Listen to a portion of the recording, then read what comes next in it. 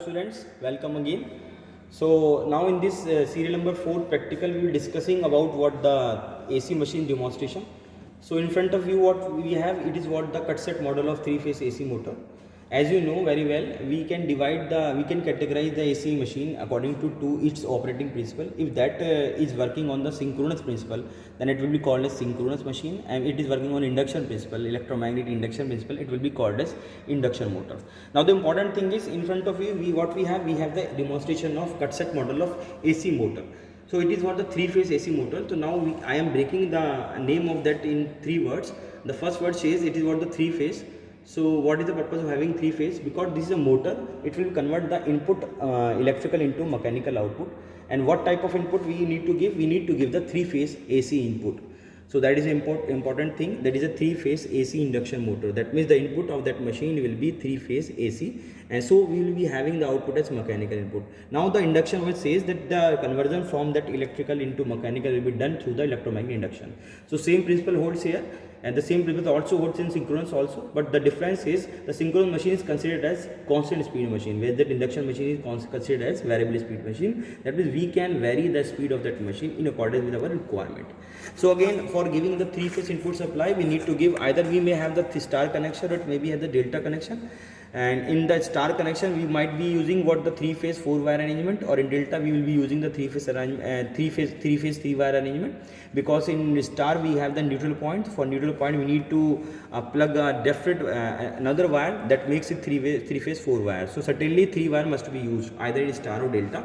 So by using the 3-phase connection, 3-wire arrangement, we are giving the input supply, and that input supply will given to that device will be converted into by using electromagnetic induction will be converted to mechanical. That mechanical output will be taken out from this shaft. That will be taken out from this shaft. This is a mechanical assembly. So that is shaft. Again, this device is also having 2 parts. One is called the rotatory part, other is called the stationary part. That hollow cylinder outside body, that hollow cylinder is called the stator, and that inside cylinder, that is solid cylinder, is called as stator. That solid cylinder, that solid cylinder is called the stator. That is what the stator is, rotor is. So on rotor we will be having the winding, as well as on stator we also having winding. One thing that differentiate between the DC machine and AC machine is that in DC machine we differentiate both the winding, whether it is carrying the AC current or DC current. So in DC current, carried winding is called as field winding in DC, and when the is used to carry the AC current will be called as armature winding. But in this machine we have only rotor and stator winding. We don't nominate that winding in armature or field winding, because in AC, in both the winding will be having the AC current only. That is an important thing. That is an important differentiation. So we'll name the winding in armature winding and stator winding only. Now the important thing is, we have another essential parts. We do have the ball bearing on which this rotor is used to rotate, which are situated on this shaft, and we will also having what that stator core. That outside core is it may be called as yoke also, on which this is situated. It is called the stator winding, and the winding on this is called the stator winding. And this outside frame, outer frame is called that frame of that machine. Now this rod, iron rod or steel rod, is called the shaft, and that plate is called the terminal plate.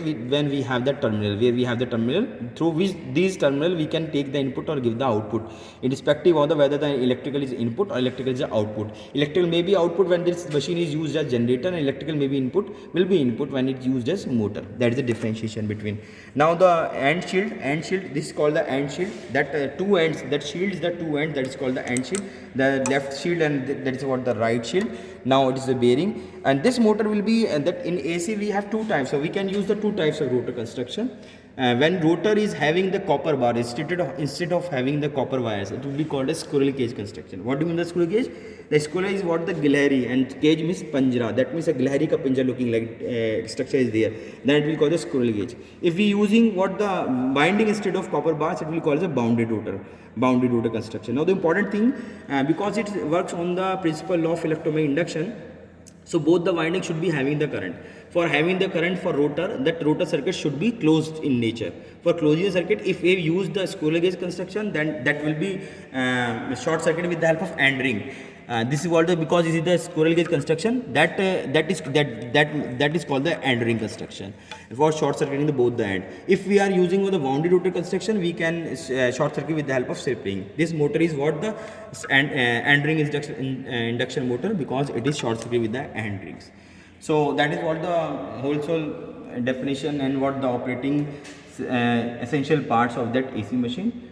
Thank you very much. So nice of you. So if we want to compare the DC machines and with the AC machine, we can make the comparison on basis of certain merits or demerits. AC machines is mostly used when we need more power, input or output.